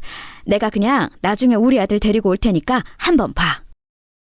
그러다 어떤 단골 손님이 본인 아들을 만나보라고 하셨어요. 그때까지 저는 한 번도 남자를 만났던 적이 없어 처음에는 그냥 흘러들었습니다. 그런데 그 광경을 지켜본 미용실 원장님이 저에게 해주신 말씀이 있었어요. 바로 저 손님이 돈이 많은 집안이라는 정보였습니다. 손님의 남편은 시장에서 과일 가게를 하는데 그 가게는 저도 아는 가게였어요. 우리 동네 시장에서 가장 큰 가게였고 항상 손님이 끊이질 않았거든요. 소문으로는 과일 가게뿐만이 아니고 땅 부자라서 가지고 있는 땅도 많다고 했습니다. 평생을 가난하게 살았던 저는 그 소문을 듣고 손님의 아들이 궁금해지기 시작했어요. 그런데 제가 관심을 표현하자 원장님이 의미심장하게 말씀을 또 해주셨습니다. 아유, 근데 수정아, 나는 네가 저 손님의 아들 안 만났으면 좋겠어. 뭐 잘생기고 키 크고 돈 많고 다 좋지. 그런데 워낙 성격이 별로고 그렇게 주위에 여자가 많대. 손님들이 말하길 매일 만나는 여자가 바뀐다고 하더라. 나는 우리 수정이 그런 놈한테 시집 가는 거 못 봐. 바로 그 손님의 아들이 심각한 바람둥이라는 소문이었어요. 하지만 저는 소문은 단지 소문이라고 생각했습니다. 무엇보다 돈이 많다는 소리에 어렸던 저는 혹하게 되었어요. 그리고 몇 달이 지나자 단골 손님은 진짜로 본인 아들을 미용실에 데려왔는데 저는 보자마자 첫눈에 반하게 되었습니다. 실제로 외모가 무척 뛰어난 청년이었어요. 게다가 여자를 한두번 만나본 게 아니었는지 저를 대하는 모습도 익숙해 보였습니다. 자연스럽게 만나게 된 우리는 그렇게 연애를 시작하게 되었어요. 어렸을 때 엄마가 없어서 놀림을 참 많이 받았던 저는 연애하며 너무 즐거웠습니다. 친구가 한 명도 없어서 늘 외로웠거든요. 그런 외로움을 남자친구가 채워주었어요. 아빠도 제가 연애를 하니까 본인이 더 좋아했습니다. 그렇게 2년을 만났는데 우리는 갑작스럽게 결혼하게 되었어요. 그 이유는 바로 제가 예상하지 못한 임신을 하게 됐기 때문입니다. 어떡해? 지금 어차피 오빠랑 나랑 둘밖에 모르잖아. 그냥 지울까? 현실적으로 우리가 어떻게 키워? 돈도 없는데 그냥 지우고 나중에 새로 가지자, 응? 아니야, 내가 어떻게든 책임질게. 그러니까 나만 믿어. 알겠지? 우리 부모님께는 내가 설명할 테니까 너는 너희 아버지에게 말씀드려. 그리고 정식으로 인사하고 결혼하자. 저때 저는 미용실에서 근무하고 있었는데 남자친구는 그냥 집에서 놀고 있었거든요. 뚜렷한 직업이 없었어요. 집이 과일 가게를 크게 하면서 돈이 꽤 있었기 때문에 그 돈으로 놀고 먹는 중이었습니다. 예상하지 못한 임신으로 저는 스트레스를 정말 많이 받았어요. 아빠에게 차마 임신했다는 소식을 알릴 수가 없었습니다. 다행히 저는 입덧도 없고 임신 증상이 심한 편도 아니었어요. 그리고 배가 그렇게 나오지도 않아서 속이려면 충분히 속일 수가 있었습니다. 그래서 그냥 속으로는 몰래 낳고 입양을 보낼까 생각하기도 했습니다. 하지만 그런 일은 일어나지 않았어요. 제가 아무에게도 말하지 못하고 혼자 스트레스를 받을 때 남자친구는 본인 부모님에게 말했더라고요. 미용실에서 일하고 있는데 갑자기 문이 열리면서 남자친구의 엄마가 들어왔습니다. 원래 우리 미용실 단골이라 원장님이 밝게 맞아주셨는데 남자친구의 어머니는 저를 보자마자 머리채를 잡으셨어요. 그리고 욕설을 내뱉으며 욕하기 시작했습니다. 야 이년아, 내가 우리 아들하고 그냥 가볍게 만나라고 했지 언제 임신하래? 우리 아들 인생 망치게 하려고 작정했어? 아니지, 너 그 아이 우리 아들이 아예 아니지? 아니라고 말하라고. 아파요. 잠시만요. 일단 제 머리 놓고 말씀하세요. 왜 이러세요? 아파요. 그리고 저 남자친구 아이 임신한 거 맞아요. 제가 무슨 다른 남자 아이를 가졌다고 하세요? 미용실에서 원장님과 심지어 다른 손님들까지 말려도 남자친구의 어머니는 제 머리를 잡고 놓지 않았습니다. 바닥을 구르며 겨우 빠져나왔더니 머리카락이 한 무더기가 빠진 상태였습니다. 그 뒤로 남자친구의 어머니는 계속해서 미용실을 찾아오셨어요. 와서 저를 욕하면서 뭐라고 하니까 장사가 되지 않았습니다. 결국 미용실 원장님은 저에게 그만 나와달라고 하더라고요. 그렇게 저는 임신하고 갑자기 잘 다니던 직장도 그만두게 되었습니다. 남자친구는 이 사정을 다 알면서 본인이 책임진다는 말만 했어요. 무작정 시댁에 저를 데려가기도 했습니다. 그런데 저는 시댁에 무려 5번이나 찾아갔는데 한 번도 문을 열어주지 않아서 들어가지는 못했어요. 문전박대를 5번 당하니 속상해서 저도 가고 싶지 않았습니다. 그리고 동네에서 시어머니가 하도 제욕을 하고 다니니 아빠도 제 임신 소식을 알게 되었어요. 임신한 소식을 듣고 아빠는 가장 먼저 제 건강을 챙기셨습니다. 너무 속상하고 미안해서 얼마나 울었는지 몰라요. 아빠는 본인이 줄 수 있는 돈이 조금 있다고 통장을 내미셨어요. 어차피 시댁에서 너무 저를 반대해서 결혼할 수 있을지도 몰랐는데 속상했습니다. 그때 남자친구가 자기가 본인 아버지와 합의를 봤다고 저를 집으로 데려갔어요. 알고 봤더니 저랑 결혼하면 공부해서 대학에 가겠다고 약속했다고 하더라고요. 남자친구는 원래 다니던 대학이 있었는데 노느라 학교에 가지 않아 재적 처리가 되었었거든요. 그래서 그 조건을 걸고 저는 임신 막달이 되어서야 시댁에서 결혼 생활을 시작하게 되었습니다. 임신한 상태라 결혼식은 올리지 못했어요. 아빠가 준 돈을 간직하고 저는 시댁에서 신혼을 보냈는데 지금 생각해도 어떻게 버텼는지 모르겠습니다. 일단 시부모님은 두 분이 다 저를 안 좋아하셨어요. 시어머니는 본인이 남편을 저에게 소개해줬으면서도 저를 싫어했습니다. 그냥 연애하라고 했지 누가 임신하라고 했냐고 제 얼굴을 보며 계속해서 구박하셨어요. 시아버지도 저에게 대놓고 핀잔을 주기도 했습니다. 시부모님도 참 저를 힘들게 했지만 사실 제일 힘든 것은 따로 있었어요. 그건 바로 아픈 시할머니였습니다. 시댁에는 시할머니가 같이 살았는데 무려 치매 환자였어요. 그리고 그 시할머니의 간호를 전부 제가 담당하게 되었습니다. 마치 기다렸다는 듯 저를 할머니 개인 간병인으로 취급하더라고요. 세아가, 이따 우리 어머니 모시고 병원에 다녀와라. 오다가 식당에 들러서 맛있는 것도 먹고 와. 그리고 우리 어머니 심심하니까 옆에서 노래도 불러주고 같이 놀아줘. 산책하는 것도 잊지 마. 알겠지? 어머니 기저귀도 수시로 갈아줘야 해. 집에만 있으면 자꾸 소리 지르고 난리치리니까 밖에 자주 돌아다녀. 너도 어차피 하는 일도 없으니까 모시고 다닐 수 있지? 임신 막달이라고 집에서 쉬고 그러면 안 돼. 그러면 애가 나오려다 더 안 나와. 시부모님은 매일 아침 저에게 할 일을 정해주셨어요. 미용실에서 일해본 적 있는 분들은 아실 텐데 미용일도 참 힘들거든요. 그런데 결혼 생활을 시작하고 저는 오히려 미용실에서 일하고 싶어졌습니다. 돈도 받지 않고 종일 집안일하고 치매 환자를 돌보는 것은 너무 고통이었어요. 게다가 시할머니가 그냥 아픈 것도 아니고 무려 치매였잖아요. 또 저는 그때 임신 막달이라 안 그래도 가만히만 있어도 숨 쉬는 게 힘들었는데 시할머니를 모시고 밖에 나가고 병원까지 다니려니 너무 고통스러웠습니다. 그러다 사건이 하나 터지게 되었어요. 제가 딱 출산일을 3일 앞두고 몸이 무거웠는데 그날도 시아버지가 저한테 시할머니를 데리고 밖에 나가라고 하더라고요. 시할머니는 한눈을 팔면 자꾸 사라져서 제가 혼자 돌보는 게 참 힘들었어요. 그런데 나가라고 하니까 어쩔 수 없이 데리고 나갔습니다. 하필 출산이 얼마 남지 않아 몸이 되게 무거웠어요. 시할머니는 밖에 나와 신이 났는지 마구 돌아다니기 시작했습니다. 노인임에서 어떻게 저렇게 힘이 넘칠까 신기하더라고요. 그런데 시어머니가 그날따라 기분이 매우 좋은지 유난히 자꾸 돌아다녔어요. 무거운 몸으로 그런 시어머니를 혼자 붙잡으러 다니느라 힘들었습니다.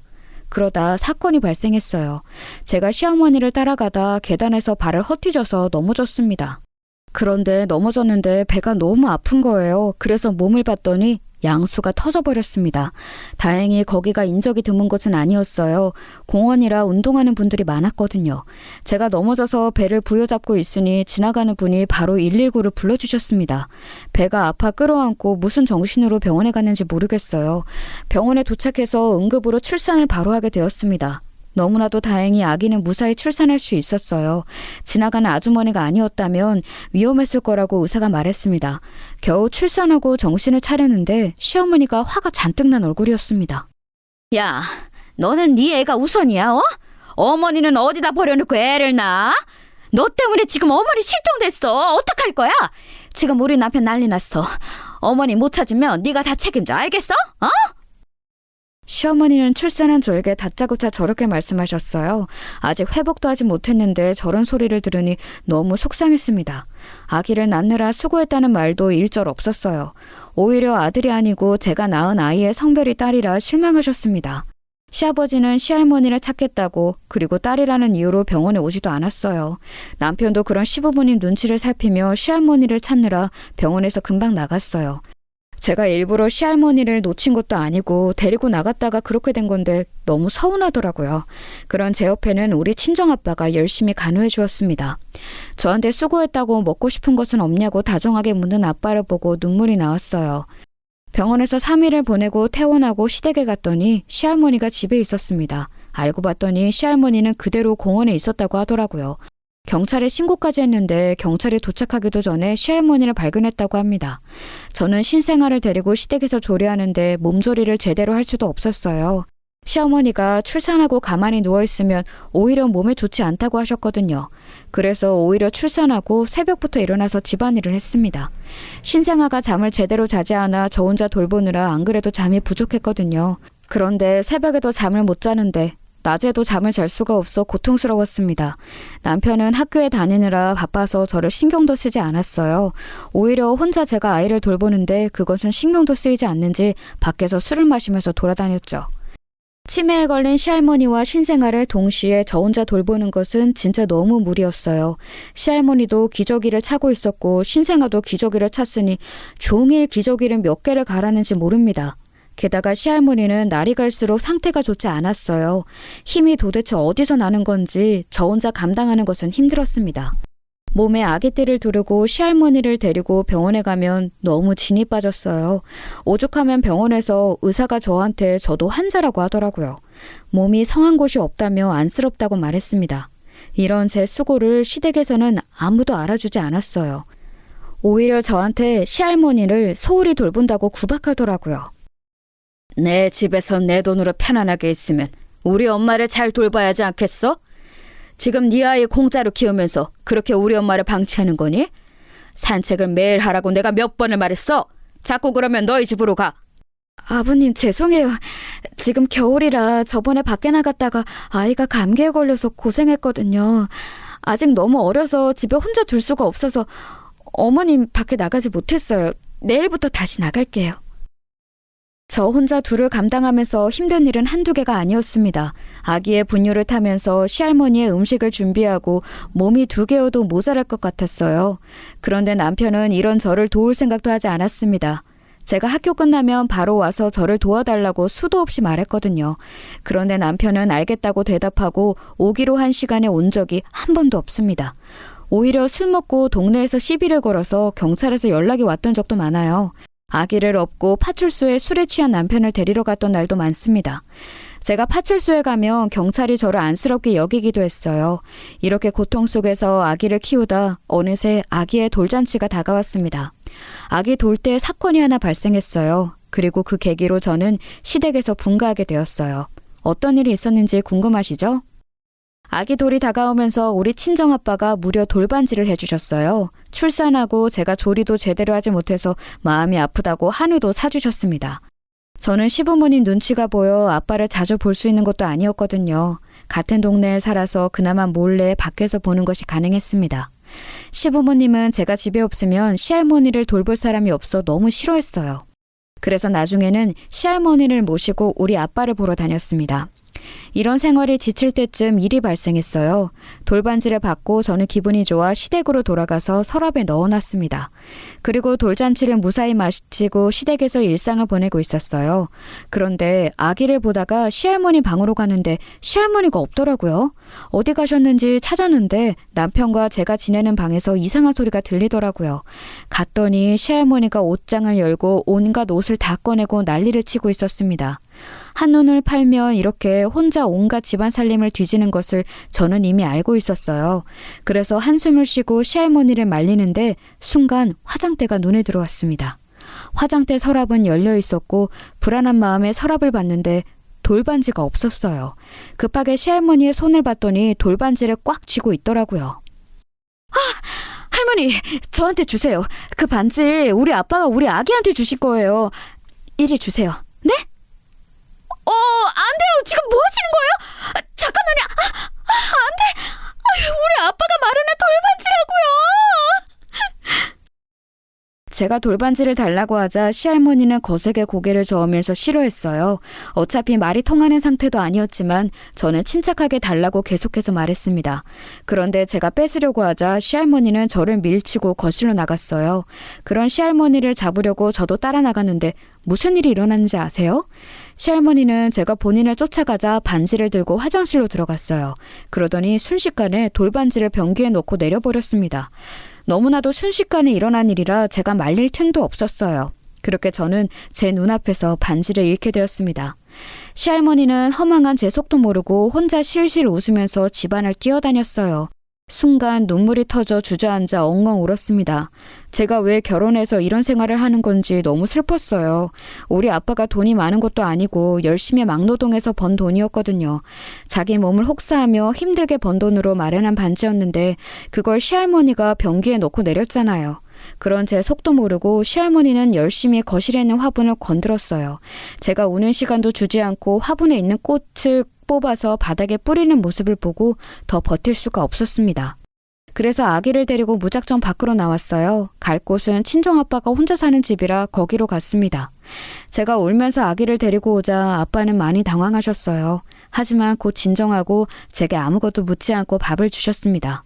아빠와 밥을 먹는데 눈물 때문에 넘어가지 않더라고요.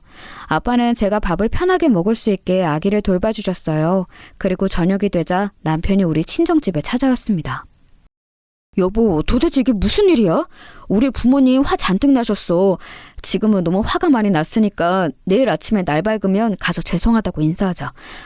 무슨 일이 있었는지는 모르겠지만 그래도 우리 할머니를 혼자 방치하면 어떡해. 당신이 힘든 것은 아는데 이러면 안 돼. 뭐? 됐어. 이혼하자. 나 더는 이렇게 못 살겠다. 이제 너무 지긋지긋해. 우리 아빠가 열심히 돈 벌어서 마련한 돌반지도 시할머니가 변기에 넣고 내렸어.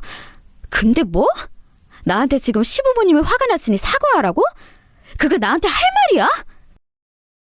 그런 일이 있는 줄은 몰랐지. 나도 당신이 우리 집에서 고생하는 거 알아. 항상 미안하고 고맙게 생각해. 나 졸업하면 분가자고 했잖아. 조금만 참으면 되니까 기다려줘, 응? 남편이 찾아와서 저에게 시부모님에게 사과하라고 하더라고요.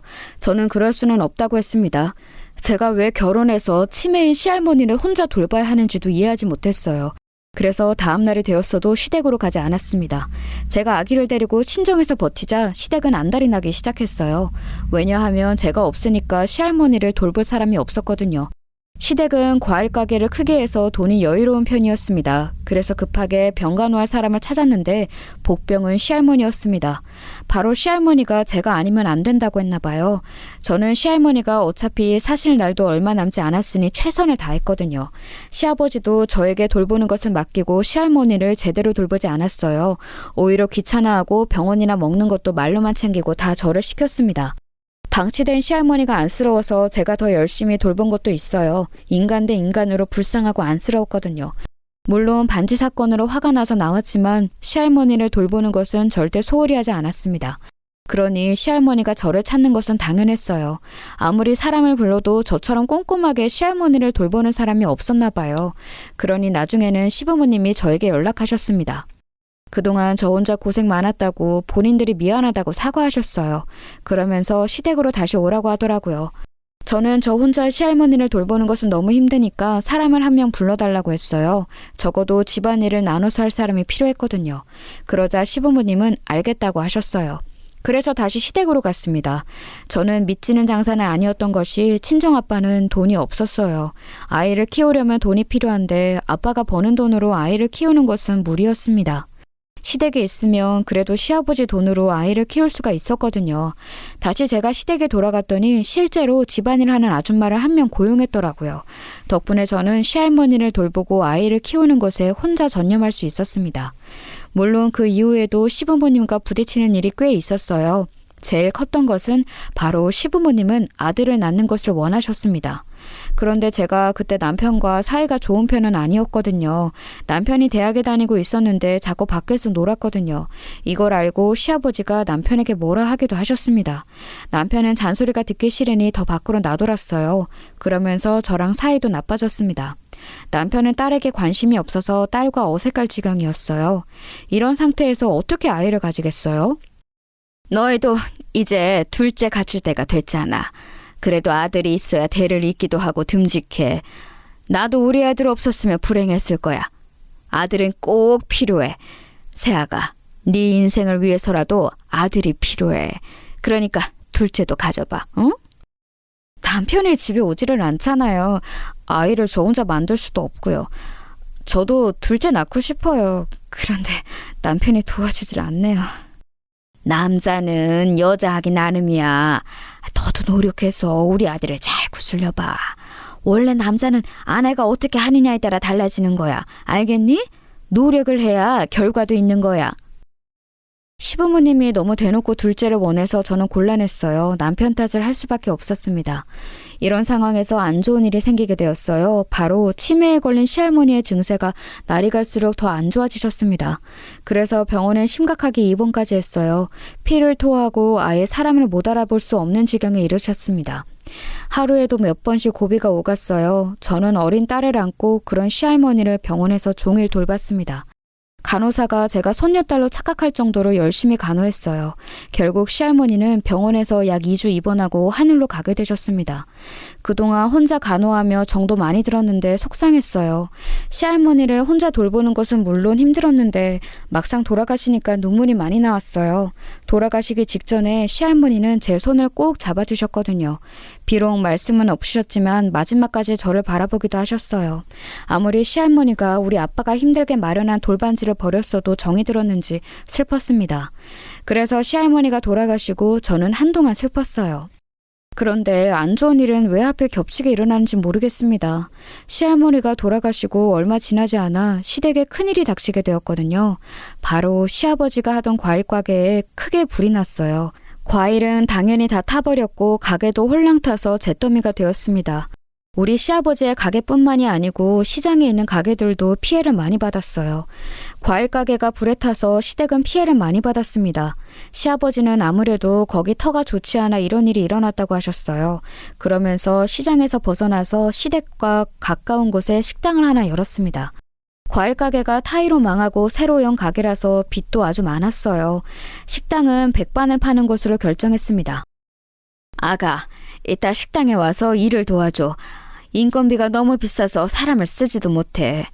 아휴, 우리끼리 하는데 너무 힘들다. 아휴, 세상 사는 게 왜 이렇게 힘드니? 진짜 너무 힘들어서 다 때려치우고 시골로 가고 싶어. 식당을 새로 열면서 시어머니는 많이 힘들어하셨어요. 시아버지와 둘이 부부싸움도 많이 하셨습니다. 시할머니가 돌아가시고 안 그래도 집안 분위기가 별로였는데 힘든 일이 겹치니 저라도 힘을 내야겠다고 생각했어요. 그래서 식당에 나가 열심히 일했습니다. 반찬도 계속해서 만들고 시어머니가 무릎이 좋지 않아 제가 식당에서 서빙도 했어요. 그렇게 온 가족이 매달려서 식당 일에 매진하니 매출이 나오기 시작하더라고요. 식당은 청결이 중요하다고 생각해서 저는 매일 식당이 마감하면 혼자 아이를 데리고 청소도 했습니다. 그런 제게 시부모님도 고맙다고 표현하기 시작했어요. 예전처럼 저를 대놓고 괴롭히고 못마땅해 하는 모습도 점점 줄었습니다. 그래서 저는 시부모님을 가족이라고 생각했어요. 결혼식도 올리지 못했지만 같이 산 세월이 있으니까요. 그리고 얼마 지나지 않아 남편은 드디어 대학을 졸업했습니다. 대학 졸업장이 있으면 취업이 되게 쉬웠던 세대라 남편은 바로 취업했어요. 그리고 저와의 약속을 지켰습니다. 바로 그 약속은 분가였어요. 남편이 대학을 졸업하면 분가해서 살기로 약속했거든요. 시부모님은 우리가 따로 나가서 산다고 하니까 처음에는 반대했습니다. 아무래도 제가 시부모님의 가게를 도와주고 있었고 집안일을 하는 이모님이 그때는 그만둔 상태였거든요. 제가 없으면 시부모님이 가장 불편했을 테니 당연했죠. 하지만 저는 분가 관련해서는 타협이 없었어요. 그렇게 분가해서 남편과 독립해서 사는데 의외로 초반에는 남편과 사이가 다시 좋아졌어요.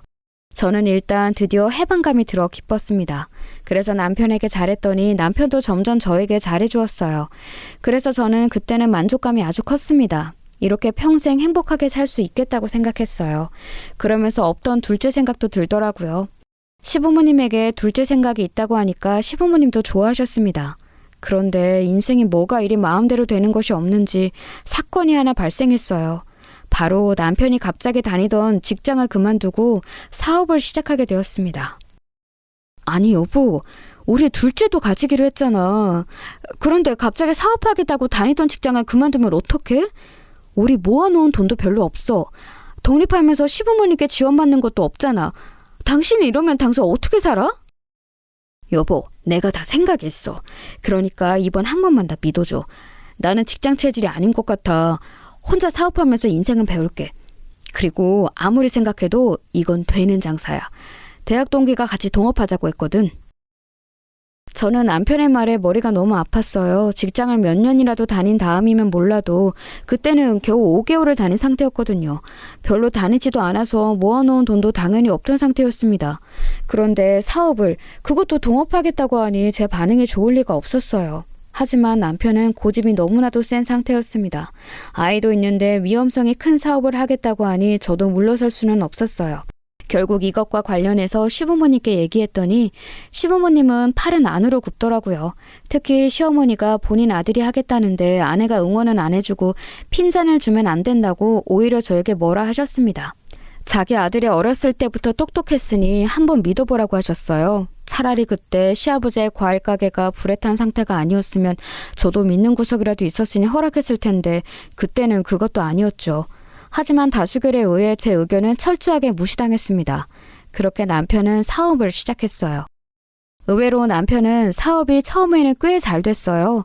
못 믿던 저도 가져오는 금액을 보고 놀랄 정도였습니다.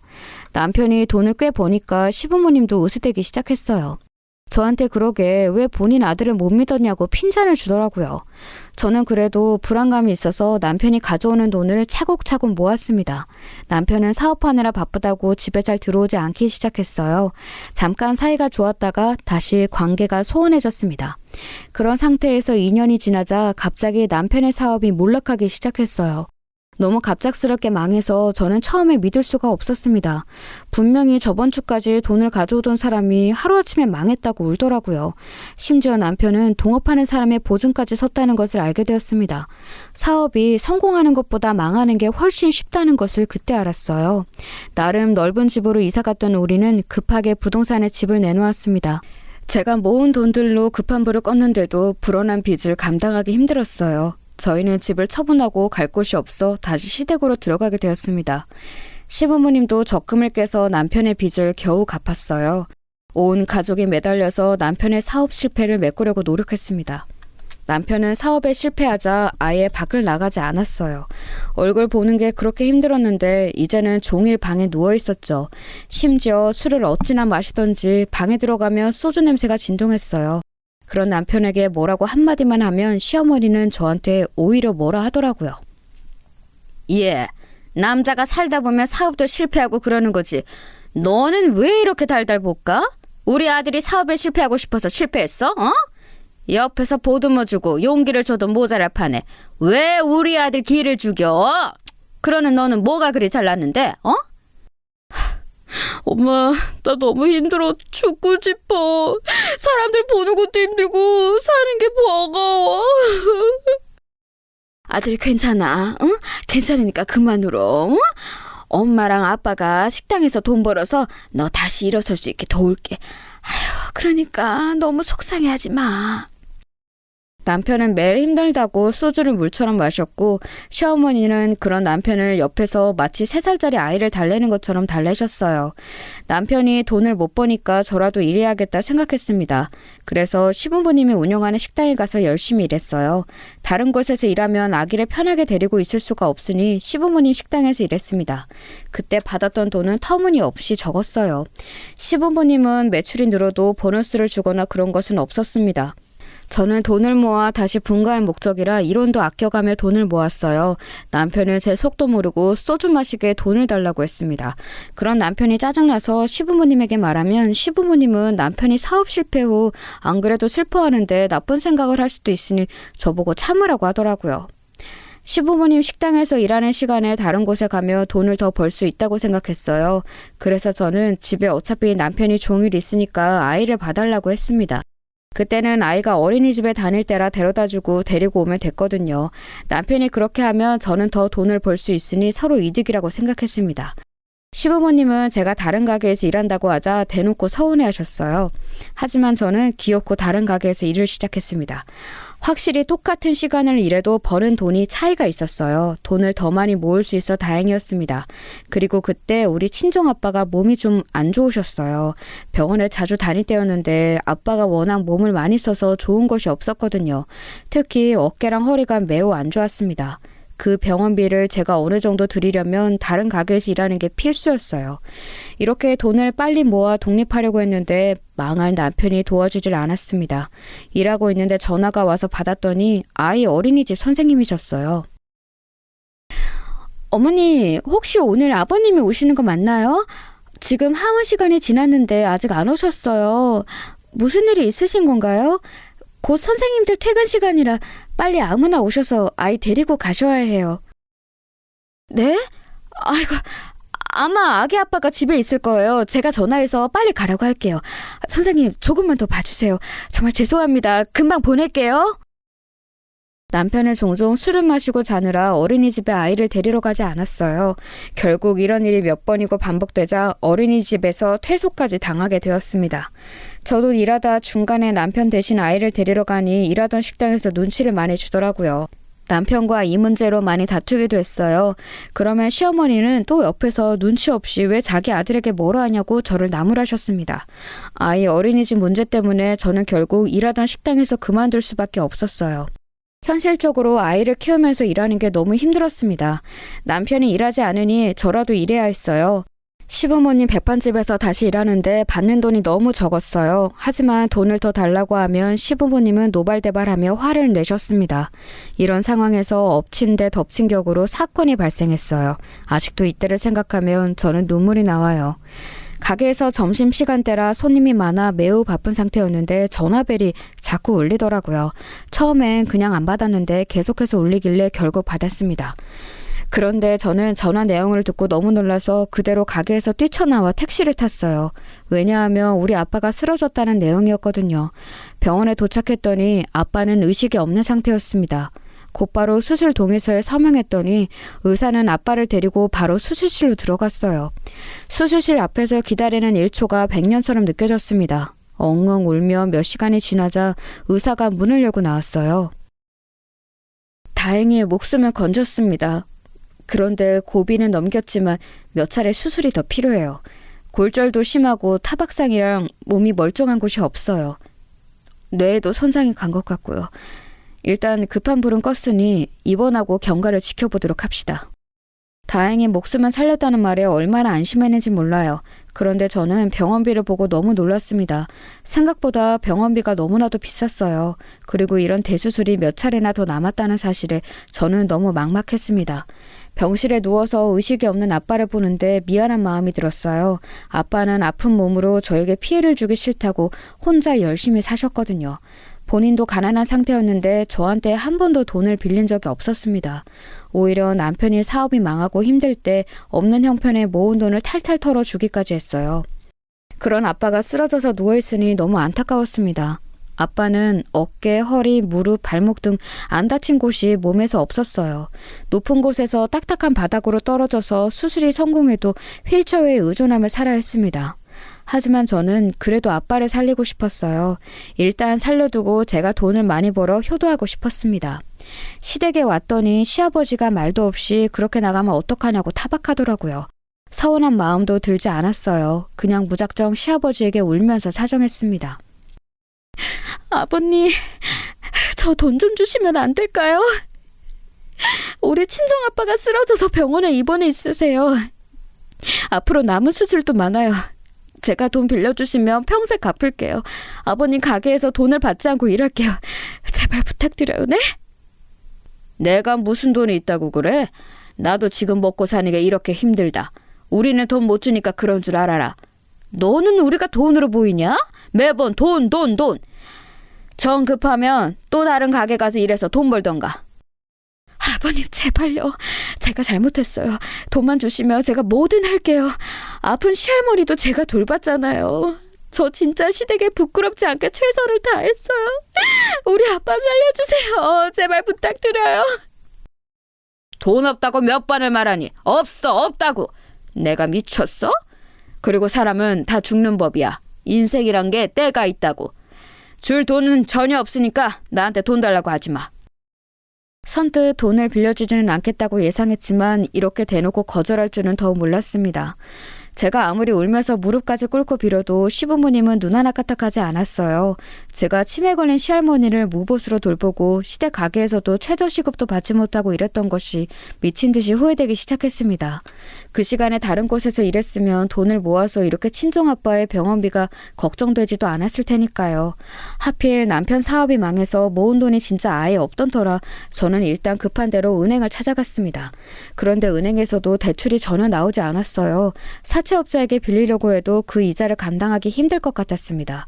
이렇게 제가 돈이 없어서 우왕좌왕하는 동안 너무 슬프게도 친정아빠의 병세는 나빠졌어요. 수술이 성공적으로 되었지만 그 뒤로 계속해서 증상이 나빠졌습니다. 호흡도 거세지고 나중에는 본인이 스스로 호흡을 못했어요. 병원비를 낼 돈이 없어 수술 날짜를 잡지 못하니 죽어가는 아빠를 그저 바라봐야 했습니다. 제가 진짜 미친 듯이 남편에게 울면서 소리치자 남편이 시아버지에게 돈을 조금 빌렸어요. 하지만 턱없이 부족했고 그 돈으로는 수술은커녕 입원비도 낼 수 없었습니다. 결국 친정아빠는 수술을 앞두고 그대로 누워서 돌아가시게 되었어요. 아빠가 죽고 나서 저는 한동안 제정신이 아니었습니다. 어렸을 때부터 고생하며 저를 혼자 키운 아빠가 너무 안쓰러웠어요. 결혼하고 잘 사는 모습을 보여주지도 못해서 더 죄송했습니다. 아빠가 하늘로 가서 엄마랑 행복하게 저를 기다리길 바랐어요. 그러면서 저는 동시에 남편과 이혼을 하게 되었습니다. 제가 그동안 시댁에 못했으면 모르겠는데 저는 할 수 있는 모든 최선을 다했거든요. 그런데 돌아오는 것은 이런 취급이었으니 더 털릴 정도 없었습니다. 이혼하자. 나 이제 당신하고 시부모님 얼굴 보는 것도 지겨워. 우리 아빠 그렇게 허망하게 죽게 만든 거 바로 너희 아빠야. 내가 그동안 너희 집에 얼마나 잘했니? 돌아가신 너희 할머니를 생각해서라도 도장 찍어. 남편은 제가 이혼을 요구하자 아무 말을 하지 않고 도장을 찍어주었어요. 사실 속으로 이혼 못해준다고 들어놓을까봐 걱정했거든요. 그런데 우리 친정아빠가 죽고 나서 남편은 저에게 미안한 마음이 생겼는지 순순히 이혼 서류에 도장을 찍었습니다. 이미 제 마음의 정은 떨어진 지 오래였지만요. 딸은 제가 키우는 것으로 결정했습니다. 어차피 남편은 좋은 아빠도 전혀 아니었고 시댁에서 딸이 자라면 고통만 받을 게 뻔했거든요. 우리가 이혼한다고 했더니 시부모님은 난리가 나셨습니다. 본인을 나쁜 사람으로 만들었다고 시아버지는 날뛰었어요. 그런 시부모님께 더 예의를 차리고 싶지 않았습니다. 그렇게 저는 남편과 이혼하고 아빠가 살던 그 집에서 딸을 키우며 살았어요. 딸이 유치원에 간 시간 동안 저는 미친 듯이 일했습니다. 그리고 그 어린 딸을 데리고 요구르트 배달도 했고 새벽에는 잠을 자지 않고 신문 배달과 우유 배달도 했어요. 밤에도 잠을 포기하고 인형 눈을 붙이는 일을 했습니다. 그냥 제 시간을 다 버리고 남는 시간에 할 수 있는 모든 일을 했어요. 어차피 떠난 아빠를 생각하면 눈물이 나와서 그 시간에 일하면 잠시라도 우울하지 않아 좋았습니다. 다행히 우리 딸은 너무 순한 편이라 이런 엄마를 이해해 주었어요. 그렇게 8개월을 일하니 작게 목돈이 생겼습니다. 그리고 저는 그 돈으로 미용실을 열었어요. 결혼 전에 미용실에서 일했던 기억이 있어 다시 감을 잡는 것은 어렵지 않더라고요. 그리고 저는 하늘에 있는 우리 부모님이 기도해 주셨던 건지 미용실이 말 그대로 초대박이 났습니다. 쉬는 날도 없이 새벽부터 열었더니 손님들이 많았어요. 한 분 한 분에게 최선을 다했더니 미용실은 오픈하고 바로 장사가 생각보다 너무 잘 되었습니다. 이런 현실이 믿기지 않았어요. 왜 그동안 시댁에서 묶여있으면서 고통받았는지 후회되더라고요. 여러분, 사람 일은 어떻게 될지 모른다고 하죠? 우리 아빠의 기일이 지나고 놀라운 일이 일어났습니다. 1년 전에 저한테 매몰차게 우리 아빠를 외면했던 시아버지에게 제대로 갚아줄 일이 생겼거든요. 미용실로 남편이 찾아와서 시아버지가 말기암에 걸렸다고 혹시 돈을 빌려줄 수 없냐고 울면서 말했습니다. 저는 그런 남편에게 같이 시아버지를 보러 가자고 했어요. 제가 오자 시부모님은 둘 다 놀란 눈치였습니다. 아가, 오랜만이다. 미용실이 그렇게 잘 된다고 하던데 몸은 괜찮니? 그래도 나를 잊지 않고 찾아줘 너무 고맙다. 이 은혜는 절대 잊지 않을게. 네? 설마 제가 지금 병원비를 내주러 왔다고 생각하세요? 아버님, 사람은 다 죽는 법이에요. 잘 가세요. 하늘에 가서 시할머니에게 제 안부 전해주세요. 시아버지는 제가 저렇게 말하자 온몸을 부들부들 떨더라고요. 당황해서 입을 벌리고 저를 쳐다보는 전 남편에게 저는 당당하게 말했습니다. 내가 1,000억이 있어도 너희 부모에게 줄 돈은 없어. 이런 걸로 나 다시는 찾아오지 마. 또 나를 보러 오면 그땐 경찰에 신고할 거야. 나 이제 내 인생 살 거니까 너는 아픈 너희 아빠나 챙겨. 곧 죽을 거니까 남은 날도 얼마 안 남았어. 저는 저 말을 끝으로 아주 당당하고 행복하게 병원을 나왔습니다. 그때의 기분은 평생 잊지 못할 거예요. 돌아가신 아빠가 보고 싶은 마음이 들었습니다. 그 뒤로 어떻게 되었냐고요? 시아버지는 말기암에 걸려 죽었고 시어머니는 노망이 났다고 하더라고요. 동네에서 미용실을 운영하니 소문이 확 들려서 좋아요.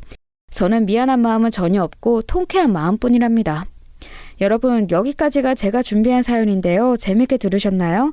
저는 남은 인생 딸을 혼자 키우며 행복하게 아빠 몫까지 살도록 노력할게요. 들어주셔서 진심으로 감사합니다.